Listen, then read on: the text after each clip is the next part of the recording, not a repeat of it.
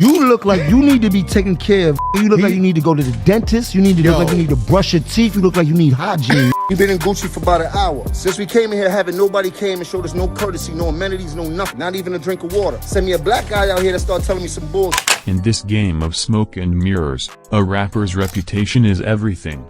It's the armor, the currency, the whole blueprint. But for a select few, the ones built on raw, untamed ego, that reputation isn't just a shield. It's a bomb waiting to go off. We're talking about Jim Jones, the Capo, the Dipset OG. A man who hasn't just been in the news, he is the news every time his blood pressure spikes. For Jones, a public meltdown isn't a failure, it's a marketing strategy. What I did for Nas probably never been done for him in his life. He's never been that viral at all, ever. If you want to go to the Billboard entries, pull up Nas Billboard entries and pull up my Billboard entry. It's the art of the code red. This isn't just about beef. This is about impulse control. Checked out and the camera still rolling. I feel it. I thought it bumped into me, but hit me in the back of my head. I turned around and word to my mother the whole day I was telling Cam, I'm gonna keep this fork on me all day because I know I'm gonna have to stab one of these out here. Then Gutter and Money L Gutter snuffed me. I said, oh man, I turned around. I said, see, I did like that Cam. See, I told you. Watch this. I pulled it right now. From private jet runways to the biggest stages in hip-hop, Jim Jones has a spectacular, viral history of taking things to their absolute worst conclusion. We're cutting through the spin and diving into the archives of chaos. Get ready. This is the Jim Jones Code Red Compendium. Our first documented Code Red, Fort Lauderdale Airport. The setting? A crowded terminal. The cause? The most minor. Yes, that we just went to, and it was supposed to be dispersed, and then it's not. Excuse me. Are you okay? He doesn't know yet. Are you okay? And my left leg is killing me. We're gonna get an ambulance for you. Petty slight imaginable, someone rushing to get off the plane. A veteran like Jones should know better, but the ego doesn't take days off. The disagreement follows him like a shadow, right down to baggage claim. And that's where the Capo turned an airport escalator into a literal wrestling ring. The resulting video went global, a spectacle of him shoving a man down the moving escalator. Jones claimed self-defense, and police ultimately cleared him, but the damage was done.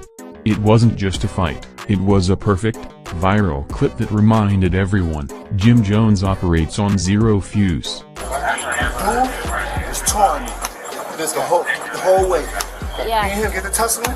I get down here, the other dude starts jumping on me like he's helping. It was an absolute masterclass in taking a $20 problem and turning it into a $20,000 legal situation. You want to find the true weak spot? It's not a rival crew, it's family business gone sour. The decade-long fallout with Max B is the emotional Achilles heel that can trigger a code red faster than anything. What I did for Nas probably never been done for him in his life. He's never been that viral at all, ever. Ever. He's never been talked about like this ever in his life. I got 100 on me now. I got like 40, 50 on me. Yeah, that's cool. That's right. You can come get this right now. Right now. Anyone who right now. And it ain't a money thing, but this is here. You heard? If you want to get busy, is the money on the line. Any one of y'all from my era. Max B, the incarcerated co-founder of the Wavy movement, has been a constant, caustic reminder of Dipset's complicated legacy. I remember I went outside, chased me outside the record park. I said, all right, you know what? I'm getting strategic. I climbed up on the top of a paddy wagon and looked at them like, what's up? And no one knows how to use that better than Tony Yayo. On the Artist to Artist podcast, a simple conversation about Jay-Z quickly turned into an inferno. Yayo, the master agitator, mentions a common street rumor, and Jones snaps. Kev, you look like you need to go to the dentist. You need to look like you need to brush your teeth. You look like you need hygiene. You look like you need help. Tell your man 50 send you an ounce or something, yo. You do need you that might help. need That's 2 why- ounces. That's why Paid you in look full in the movie. I got a G for every bump in your face. I promise you that. It wasn't a debate, it was an aggressive, unhinged torrent of personal attacks. The infamous go to the dentist rant became instant meme fodder. But Yayo's kill shot? Trolling Jones with a call from Max B himself. That's the kind of insult that cuts deeper than money or music.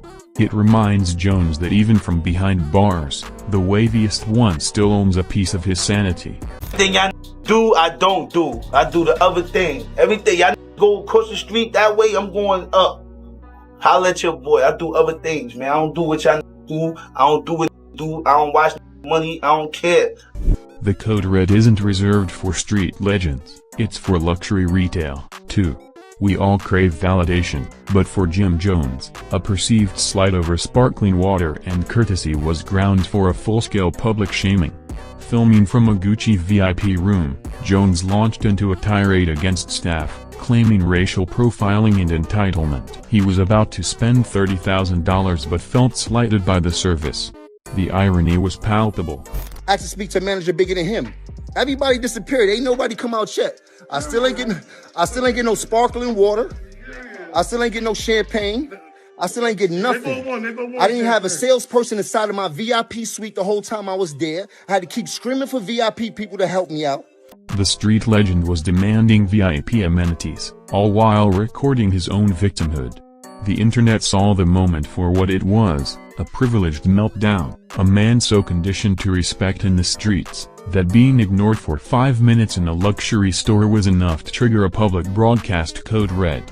It was pure, unadulterated entitlement broadcast for millions. This is the nuclear option.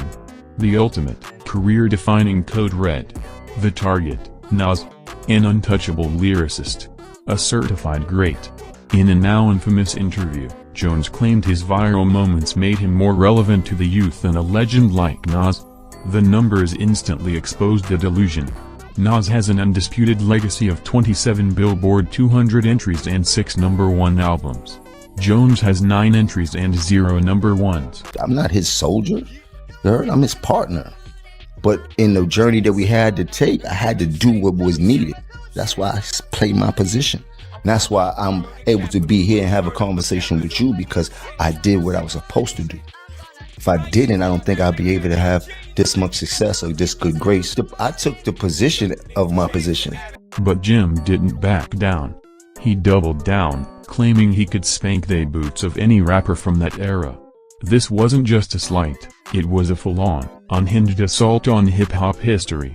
The backlash was instant, brutal, and unanimous, forcing Jones to retreat into a narrative of misunderstanding. But listen, does that really sell records though? Because you know we always hear the story about Jim wanted to fake a beef back in the day. This ain't faking no. I will box your head off tomorrow when you wake up if you want to. 10 million. You heard? The code red was complete. The ego demanded a fight it could never win. Finally, the ultimate test, the Lox vs Dipset Verzuz battle at Madison Square Garden. This was supposed to be a triumph. Instead, it was a code red of performance. Before the battle, Jones went into pre-game meltdown, challenging Styles P to everything from basketball to swimming.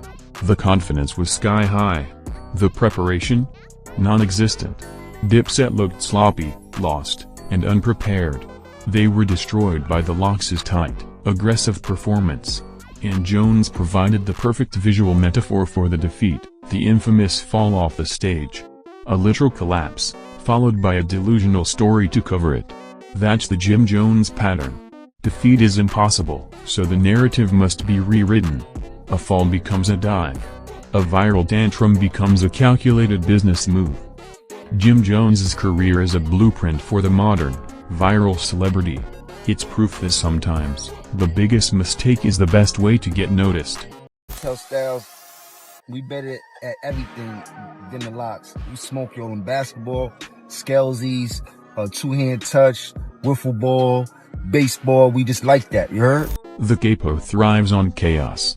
He operates under a permanent code red, and as long as the cameras are rolling, he'll keep finding new ways to set off the alarm. Which of Jim Jones's code red moments do you think was the most calculated? And which was the most genuinely unhinged? Drop your vote in the comments below. Hit that subscribe button for more deep dives into the chaotic reality behind the fame. We'll see you in the next breakdown.